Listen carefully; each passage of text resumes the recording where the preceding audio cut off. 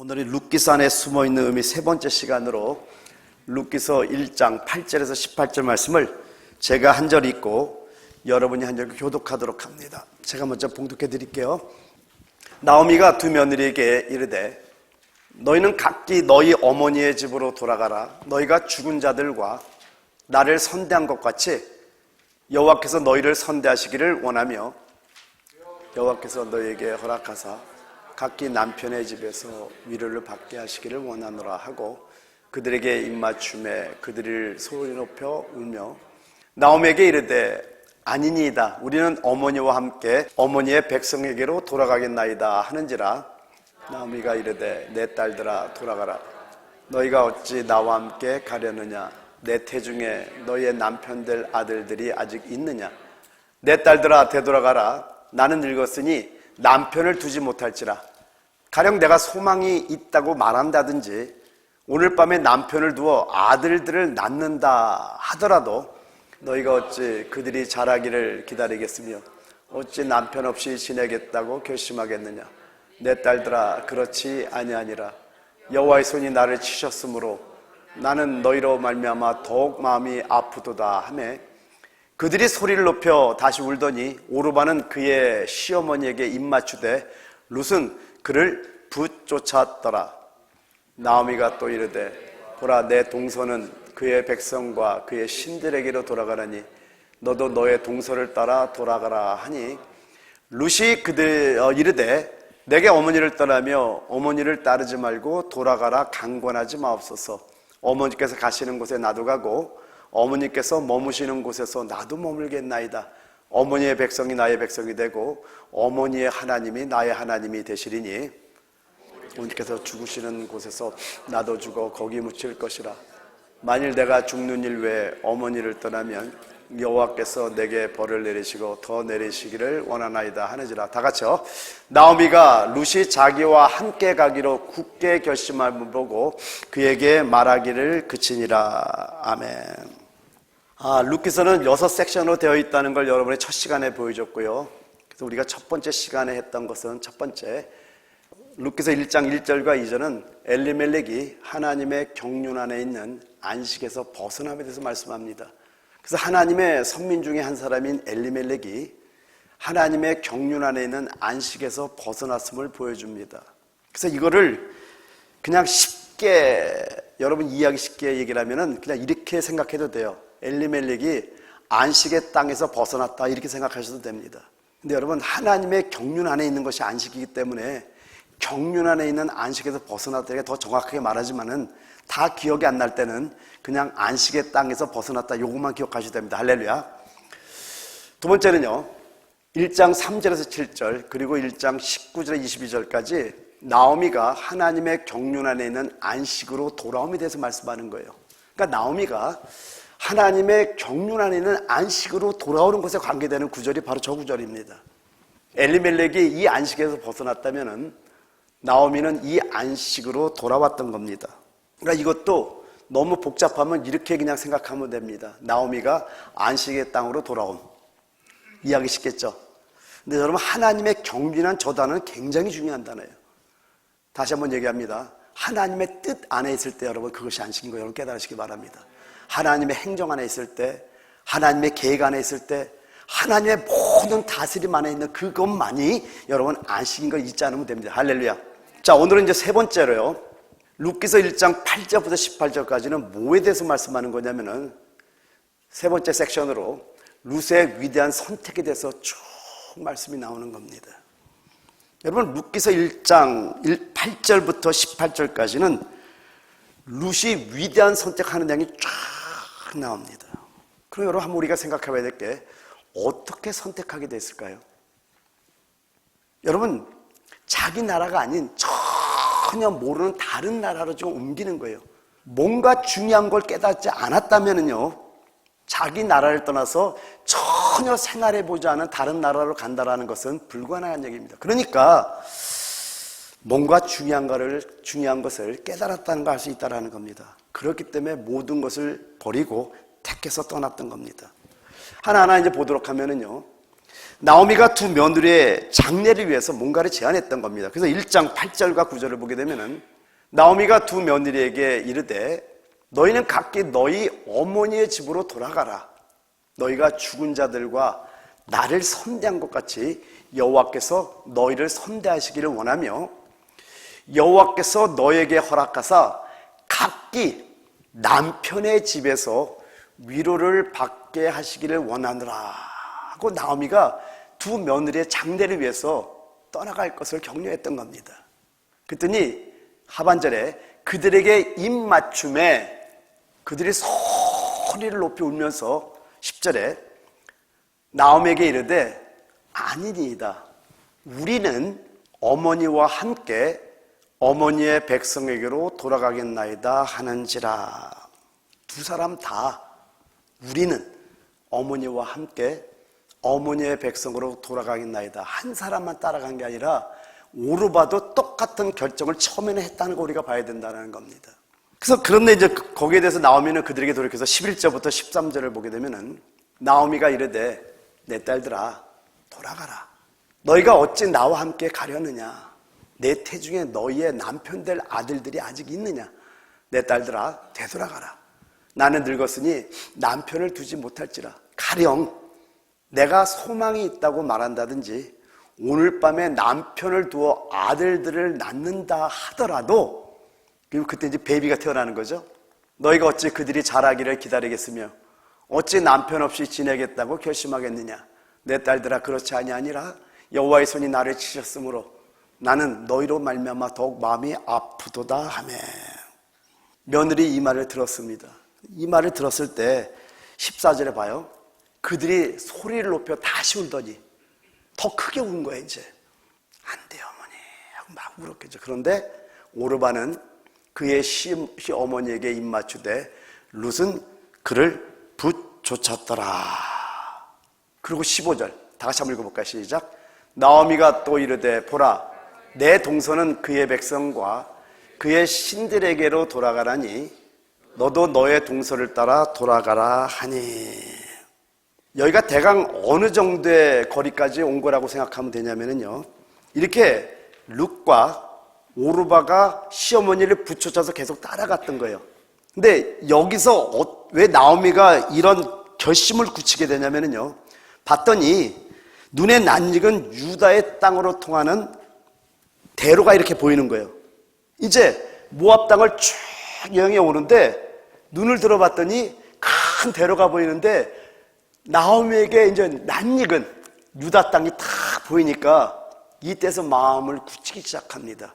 그러니까 이 말은 뭐냐면은 거의 유다 땅 가까운 데까지 룻과 오르바가 함께 시어머니를 따라서 울면서 계속해서 우리는 시어머니를 따르겠다고 계속해서 따라왔던 겁니다. 근데 여기서 젊은 두 며느리의 장례를 위해서 돌려보낼 결심을 했던 거예요. 그때 오르바는 그의 백성과 그의 신들에게 돌아갔지만은 룻은 끝까지 시어머니를 붙여쳤던 겁니다. 그래서 15절에 나오미가 또 이르되 보라 내 동서는 그의 백성과 그의 신들에게로 돌아가나니 너도 너의 동서를 따라 돌아가라 라고 말씀했던 겁니다. 내가 좋아하는 구절이 이제 나오는 대시. 그래서 16절 17절에 보면은요, 룻이 이르되 내게 어머니를 떠나며 어머니를 따르지 말고 돌아가라 강권하지 마옵소서. 어머니께서 가시는 곳에 나도 가고 어머니께서 머무시는 곳에서 나도 머물겠나이다. 어머니의 백성이 나의 백성이 되고 어머니의 하나님이 나의 하나님이 되시리니 어머니께서 죽으시는 곳에서 나도 죽어 거기 묻힐 것이라. 만일 내가 죽는 일 외에 어머니를 떠나면 여호와께서 내게 벌을 내리시고 더 내리시기를 원하나이다 하는지라. 참 놀라운 결단이죠. 만약에 죽는 일 외에 어머니를 떠나면 여호와께서 벌을 내리고 더 내리기를 원한다고 지금 말씀하고 있다는.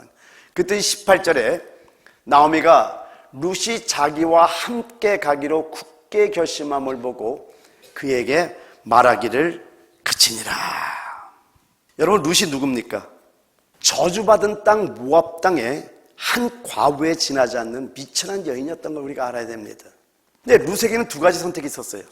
모압에 남아있든지 아니면은 유다 베들레헴의 이방이 되든지. 두 가지 선택이 있었던 거예요. 근데 룻은 이스라엘 땅으로 가기로 결정했다라는 겁니다. 유다 베들레헴, 어머니의 고향으로 따라가기로 결정했다는 거예요. 왜? 어떻게 이렇게 결정할 수 있냐라는 거예요.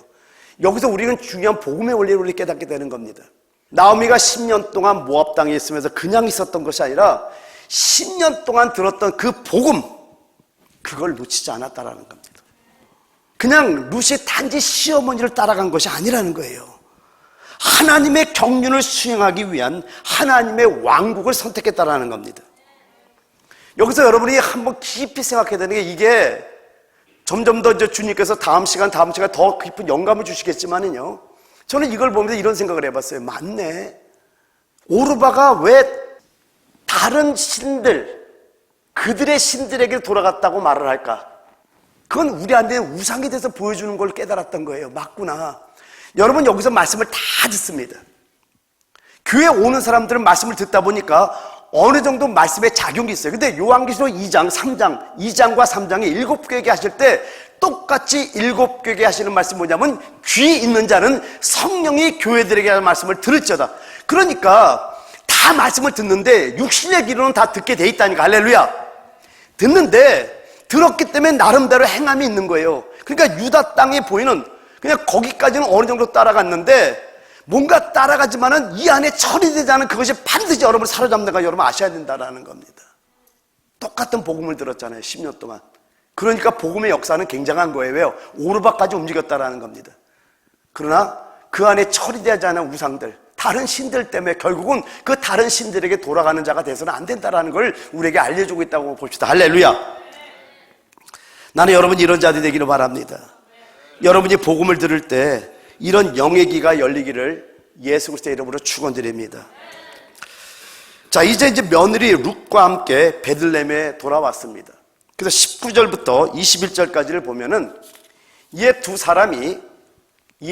사람이 베들레헴까지 갔더라. 베들레헴에 이를 때 온 성읍이 그들로 말미암아 떠들며 이르기를, 이가 나오미냐 하는지라. 나오미가 그들에게 이르되, 나를 나오미라 부르지 말고 나를 마라라 부르라. 이는 전능자가 나를 심히 괴롭게 하셨음이니라. 내가 풍족하게 나갔더니 여호와께서 내게 비어 돌아오게 하셨느니라. 여호와께서 나를 징벌하셨고 전능자가 나를 괴롭게 하셨거늘 너희가 어찌 나를 나오미라 부르느냐 하니라. 나를 징벌하셨고 아나, 괴롭게 하셨거늘 라. 지난 제가 설교한 거 여러분 기억나죠? 여러분, 나오미를 통해서 여러분 배워야 할 것이 있습니다. 우리에게 주시는 주님의 음성을 들어야 돼요. 여러분, 나오미란 저 단어는요, 나의 기쁨, 달콤함이라는 뜻입니다. 저 이름은 나의 기쁨, 달콤함이라는 뜻이에요. 마라라는 저 히브리어는요, 마라르, 쓰다라는 단어에서 유래됐는데 쓴 괴로움이라는 뜻입니다. 여러분, 저 의미를 가만히 생각하면 맞다는 생각이 들더라고요. 이것 또한 우리의 신앙 고백이 되어야 됩니다. 여러분, 정말 우리가 세상의 쓴맛을 봐야지 언약으로 돌아오게 됐어요. 그걸 모르면은요, 돌아올 수가 없다니까요. 돌아온 탕자에서도 지엄 열매를 먹어야만이 아버지께로 돌아오더라니까요. 근데 저 이름 속에 주님의 메시지가 또 숨어 있더라고요. 근데 여러분, 이름의 뜻이 뭐냐면은 나의 기쁨, 달콤함인데, 나오미의 행실에서 그녀가 정말로 달콤하고 사랑스러운 사람이라는 것을 볼 수 있다라는 겁니다. 먼저 한번 보죠. 지금 나오미가 하나님께 저주받은 모압 땅으로 데려간 것에 대해서 남편을 원망했다는 기록이 한 군데도 나오질 않습니다. 괴로움, 나를 말하라, 엄청나게 쓴맛을 느끼면서도 단 한 번도 이 저주받은 땅, 모압 땅으로 데리고 간 남편을 원망했다는 구절이 성경에 한 군데도 없다는 거 여러분 보셔야 됩니다. 할렐루야. 또 한 가지는 뭐냐면요, 자기가 과부가 된 것에 대해서 원망이 없을 뿐만 아니라 여기 13절, 20절을 보면 1장 13절, 너희가 어찌 그들이 자라기를 기다리겠으며 어찌 남편 없이 지내겠다고 결심하겠느냐. 내 딸들아, 그렇지 아니하니라. 여호와의 손이 나를 치셨으므로 나는 너로 말미암아 더욱 마음이 아프도다 하며 여호와가 나를 치셨다고 말씀합니다. 그리고 20절, 나오미가 그들에게 이르되 나를 나오미라 부르지 말고 나를 마라라 부르라. 이는 전능자가 나를 심히 괴롭게 하셨음이니라. 지금 하나님께서 그녀를 치시고 심히 괴롭게 하신 것에 대해서도 원망한 기록이 없어요. 저런 사실은 얘기하지만은 나오미가 원망한 걸 볼 수 없다라는 겁니다. 여러분, 나오미는요, 하나님을 원망하거나 사람의 동정을 구하지 않았다라는 겁니다. 근데 여기서 제가 이걸 보면서 좀 대조가 돼서 욥과 대조를 좀 해보려고 그래요. 욥이 어떤 자입니까? 욥기서 2장 3절에 보면 하나님이 이렇게 인정했던 자입니다. 여호와께서 사탄에게 이르시되 네가 내 종 욥을 주의하여 보았느냐? 그와 같이 온전하고 정직하여 하나님을 경외하며 악에서 떠난 자가 세상에 없느니라. 내가 나를 충동하여 까닭없이 그를 치게 하였어도 그가 여전히 자기의 온전함을 굳게 지켰느니라. 여러분, 하나님이 칭찬한 자입니다. 욥기서 1장을 보게 되면은요, 욥의 아들들이 다 죽죠. 낙타, 양, 소, 재물 다 날아가죠. 그런데도 하나님을 원망하지 않습니다. 모든 일에 입술로 하나님께 범죄하지 않습니다. 그런 모습을 보이니까 사단이 또 가만히 있습니까? 또 하나님을 격동시키죠. 그의 뼈와 살을 한번 쳐보세요. 그래서 욕창이 나게 합니다. 만약에 하나님께서 그의 뼈와 살을 치게 되면 그가 분명히 하나님을 욕할 겁니다. 이러고 막 하나님을 선동합니다. 그러니까 하나님께서 오케이, 해봐라. 그런데 그의 생명만은 건드리지 말라고 허락을 합니다.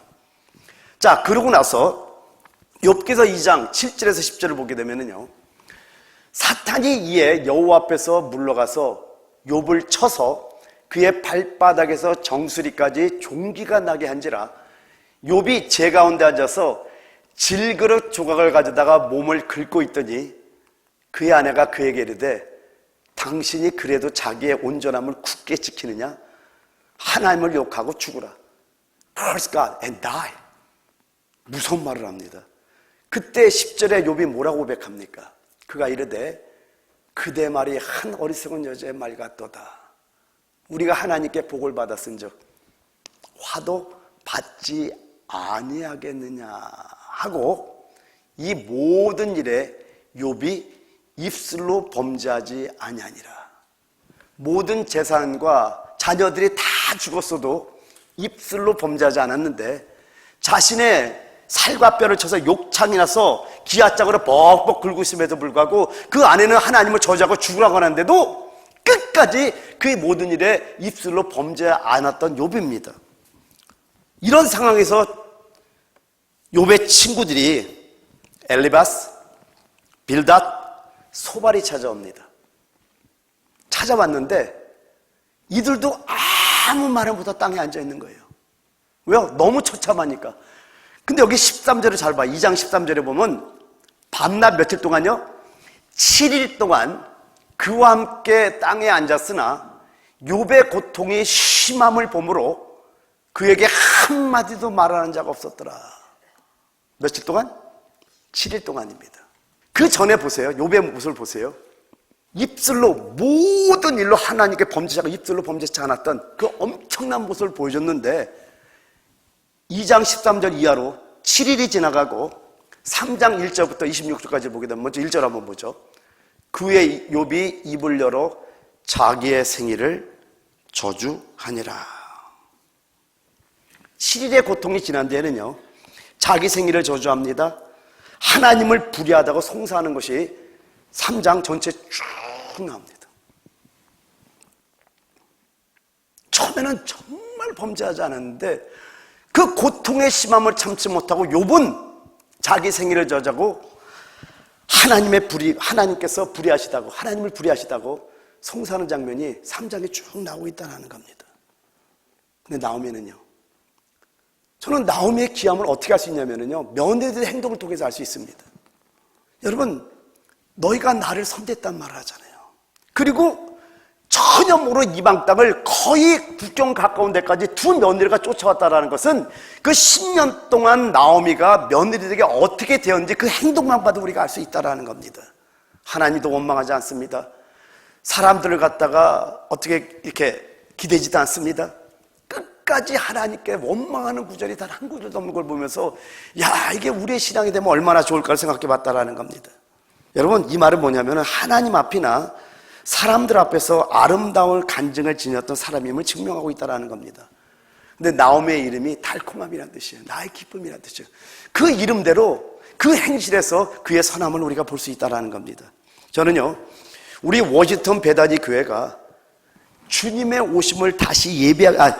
다시 오심을 예배하기 위해서는요, 나오미와 같은 아름다운 간증들이 필요하다고 여러분 잊지 마시기 바랍니다.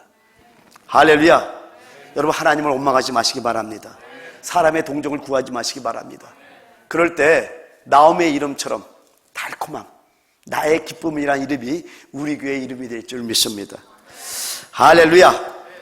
자, 이제 네 번째 섹션으로 넘어가 볼게요. 이제 룻이 그녀의 권리를 행사하는 것이 룻기서 2장이 나옵니다. 여러분, 하나님의 안배하심이 여러분 보이십니까? 나오미와 룻이 돌아왔을 때의 시기가, 그들이 돌아왔을 때 시기가 보리 추수 시작할 때 베들레헴에 도착한 걸 우리가 알 수 있다는 겁니다. 그래서 1장 22절을 보면은 나오미가 모압 지방에서 그녀의 며느리 모압 여인 룻과 함께 돌아왔는데 그들이 보리 추수 시작할 때 베들레헴에 이르렀더라. 모든 환경을 안배하시는 하나님을 믿으시기 바랍니다. 다시 한번 얘기합니다. 요한복음 11장 27절에서 킹제임스 버전에 이렇게 말씀합니다. All things have been handed over to me by my father. 모든 일을 하나님 우리에게 넘겨줬다는 걸 알 때 모든 걸 이길 수가 있습니다. 할렐루야. 그러니까 이런 시기도 하나님께서 안배한 가운데 이들이 돌아오고 있더라는 겁니다. 근데 2장 1절에 또 보면은요, 나오미의 남편 엘리멜렉의 친족으로 유력한 자가 있으니 그의 이름은 보아스더라. 여러분, 하나님은 주권적으로요, 룻을 모압에서 베들레헴 성으로 이끄셨습니다. 그리고 그녀가 그곳에 도착하기 전에 이미 보아스라 이름하는 유력한 사람을 예배해 놓으셨다라는 거예요. 그리고 룻기서 2장 2절로 넘어가면은요, 모압 여인 룻이 나오미에게 이르되 원하건대 내가 밭으로 가서 내가 누구에게 은혜를 입으면 그를 따라서 이삭을 주겠나이다 하니 나오미가 그에게 이르되 내 따라 갈저다 하멘. 여러분, 여기서 주어가 누구예요? 누가 누구에게 얘기해요? 나오미가 모압에게 보리삭 주우러 가라고 그래요? 아니면은 모압 여인 룻 며느리가 룻이 나오미에게 말하고 있어요? 룻이 말하고 있다는 걸 보셔야 된다는 거예요. 여러분, 10년 동안 복음을 들었다니까요. 어머니부터 복음을 듣는데 수많은 하나님의 진리를 그 며느리들에게 알려줬던 걸 이걸 통해서 우리가 알 수 있다는 겁니다. 지금 나오미가 룻에게 며느리야, 우리가 먹고 살기 위해서 좀 가서 보리삭 좀 주올래? 이렇게 말한 것이 아니라 룻이 시어머니 나오미에게 먼저 말을 하고 있다는 겁니다. 여기서 함축하는 의미가 참 많은데요, 여러분, 여기서 우리가 한 가지 봐야 되는 게 뭐냐면은 룻이 거지처럼 동냥하는 것처럼 보리 이삭을 주우러 간 것이 아니라는 겁니다. 여러분, 레위기가 몇 장까지 있죠? 예, 몇 장까지 있죠, 기자에. 근데 레위기를 외우는 방법을 알려드릴게요. 따라합니다. 예물, 봉사, 생활과 절기에 따른 규례들. 자, 무슨 얘기냐면 이런 문제 외우는 거예요. 그러니까 여러분, 제가 암기력이 약해가지고 연상법을 갖고 모든 성경을 다 외웁니다. 그러면 거의 다 외워져요. 그러니까 외우는 방법이에요. 한번 보세요.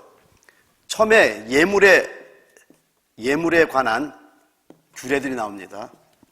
그 다음에 봉사에 관한 규례들, 봉사에 관한 규례들, 그 다음에 생활에 관한 규례들, 그 다음에 절기에 관한 규례들, 그리고 다른 규례들과 경고들, 이렇게 딱 끝납니다. 예물에 관한 규례들, 봉사에 관한 규례들, 생활에 관한 규례들, 절기에 관한 규례들, 그리고 다른 규례들과 경고들로 끝나요. 자, 예물에 관한 규례들 1장부터 7장입니다. 봉사에 관한 규례들은 8장부터 10장입니다. 그리고 생활에 관한 규례들은 11장부터 22장이에요. 절기에 관한 규례는 23장이에요.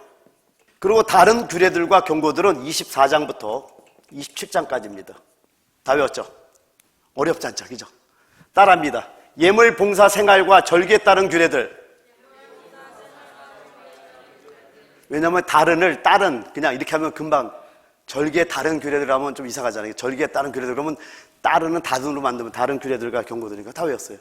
그래서 예물에 관한 규례들, 봉사에 관한 규례들, 생활에 관한 규례들, 절기에 관한 규례들, 다른 규례들과 경고들 끝났어요. 이게 레위기 전체예요.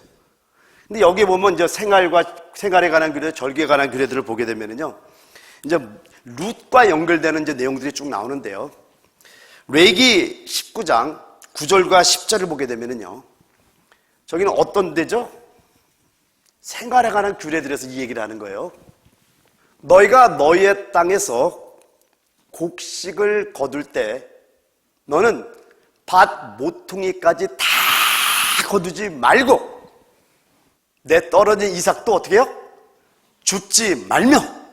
다시 한번요. 이제 중요한 거예요. 지금 룻이 보리 이삭을 주우러 갈 때 거지처럼 구걸하러 간 것이 아니라는 걸 여러분 아셔야 된다는 거. 할렐루야. 아멘입니까? 아멘입니까? 아멘입니까? 왜 권리를 행사했다고 말하는지 여러분이 아셔야 된다는 거예요. 그 제목을 왜 그렇게 잡았는지를 다시 한번 읽어드립니다. 너희가 너희의 땅에서 곡식을 거둘 때 너는 밭 모퉁이까지 다 거두지 말고 내 떨어진 이삭도 줍지 말며 내 포도원의 열매를 다 따지 말며 내 포도원에 떨어진 열매도 줍지 말고 가난한 사람과 거류민을 위하여 버려두라.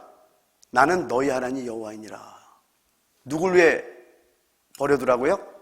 가난한 사람과 거류민, 다른 곳에서 와서 체류하는 자들을 위해서 하지 말라는 거예요.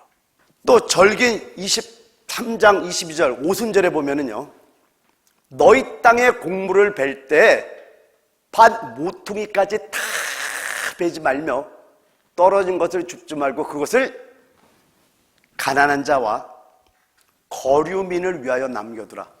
나는 너희 하나님 여호와니라. 이렇게 말씀하죠. 또 한 군데 있습니다. 신명기 24장 19절에 보면은요, 내가 밭에서 곡식을 벨 때 그 한 뭇을 밭에 잃어버렸거든. 저 뭇이라는 단어는 오벨인데 한 단, 한 묶음이라는 거예요. 그러니까 이렇게 한 단이 남았는데 이거 잊어버려서 그러면 이 한 묶음 한 단을 밭에 잊어버렸거든. 다시 가서 가져오지 말고 나그네와 고아와 과부를 위하여 남겨두라. 그리하면 어떻게 한다고요? 내 하나님 여호와께서 내 손을 하는 모든 일에 복을 내리시리라.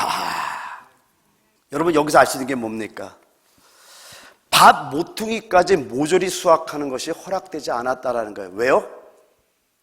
그 가난한 자들을 왜 주냐라는 거예요. 그 사람들을 위해서, 가난한 자들, 거류민, 고아, 과부 그들을 위해서. 잘 봐봐요. 여러분에게 복 주려고, 여러분에게 복 주려고. 아니 자꾸만 자기는 빼놓고 다른 사람 생각하는 게 무슨 소용이 있어. 잘 보라니까요. 내 손하는 모든 일에 복을 주려고 이걸 만들어놨다는 거예요. 그러니까 요것만 얘기하고 있어. 노 이거 이분들은 여러분과 사실은 관계가 없어요. 하나님과는 관계가 있지만은, 근데 중요한 얘기를 끝에 하잖아요. 고아와 가부를 남겨두라. 그리하면 내 하나님 여호와께서 네 손으로, 내 손으로 하는 모든 일에 뭐예요? 복을 내시라. 그럼 이 말은 뭐예요? 왜 다 거짓말하게 남겨두라냐? 여러분 이거 영적 비밀이 있어요. 내가 복 받으려고. 옆에 분과 인사해요. 당신이 복 받는 거예요. 중요한 내용은 잊어버리고 하나님께서 남겨두라 그랬다. 왜요? 고아, 가부와 가난한 자들과 거류민과 이런 사람한테 주려고 라고만 얘기하면은 좀 뭐가 벼잖아요. 하나님께서 그런 거 하는 목적이 뭐였어요? 분명히 정확하게 말씀하기를 너희 모든 일에 복 주려고. 믿습니까? 정말 믿습니까? 진짜로 믿습니까? 근데 여기서 한 가지 더 봐야 될 것이 뭐냐면요, 이 율법의 규례를 보게 되면요, 그 반 모퉁이의 크기가 정해져 있지 않다는 거 여러분 보셨어요? 얼마만큼 모퉁이를 남겨둘 것이냐는 말이 없습니다. 몇 규빗이냐 아무것도 없습니다. 왜 그럴까요? 그 크기는요, 땅 주인의 믿음이 달려 있었던 겁니다. 믿음이 더 큰 사람은 더 큰 밭의 모퉁이를 남겨뒀던 거예요. 여기서 우리가 한 가지 예를 한번 들어볼게요. 성도들과 이렇게 보다 보니까 특별히 이제 처음에 청년들이 이제 회사를 들어가면은 11조에 대한 얘기를 질문할 때가 있습니다. 텍스를 띄고 내야 돼요? 아니면 텍스를 포함해서 내야 돼요? 제가 이래, 네 마음대로 내. 제가 답을 안 줍니다. 왜냐면 믿음에 따라서 달리기 때문에 그래요. 근데 그것도 일일이 계산하는 분들이 있더라고요. 그럼 계산하는 만큼 축복받는 거예요. 그 원리입니다. 여러분, 모퉁이의 크기를 성경에는 전혀 어디도 정해놓지 않은 걸 보면서 깜짝 놀랐어요. 야, 놀랍다. 땅 주인의 그 여호와를 향한 믿음의 크기구나. 여러분, 근데 신기한 게 뭐냐면은 믿음의 크기만큼 하나님 역사합니다. 그거 신기합니다. 여러분이 좁게 놀면은 좁게 축복합니다. 여러분이 크게 역사하면 크게 역사합니다. 할렐루야. 그럼 이왕이면 여러분 크게 역사할래요? 좁게 놀래요? 이런 걸 보면서 참 하나님 놀랍다. 그러니까는 룻이 권리를 행사할 때 사실은 당당하게 시어머니에게 말했던 이유가 뭔지를 또 우리가 알아야죠. 10년 동안에 어떻게 여러분 다음 시간에 또 얘기하겠지만은 남이 남자 자고 있는데 목욕 제기하고 새 옷 입고 옷 싹 입고 그리고 남자 발밑에 가서 누워요.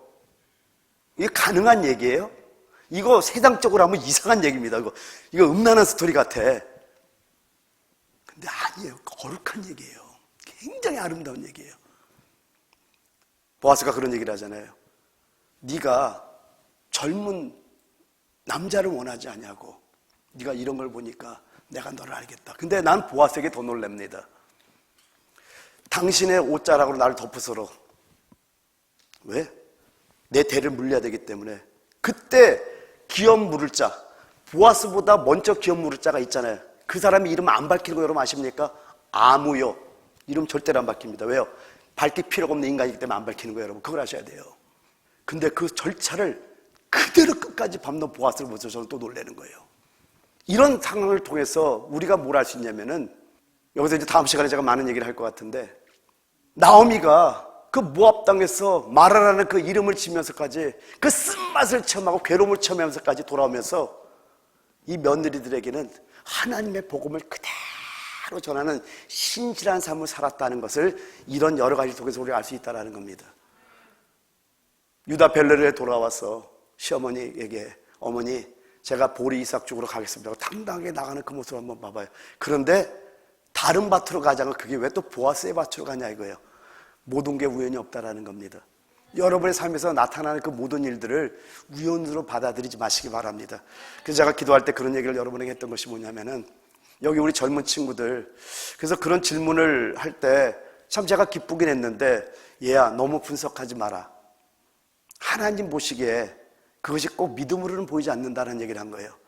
젊을 때는요, 열정을 갖고 달려가는 거예요. 실수할 수 있어요. 넘어질 수 있어요. 근데 그것이 실수하는 게 아니라, 실패하는 것이 아니라 모든 걸 협력해서 하나님 이루시는 하나님을 믿고 달려가는 겁니다. 그러니까 열정이 있어요. 근데 믿음의 열정은 있어야 돼요. 할렐루야. 그런 여러분에게 대해서 축원드립니다. 그러니까 룻은요, 이 규례에 따라서 당당히 보리삭 죽기를 행했던 겁니다.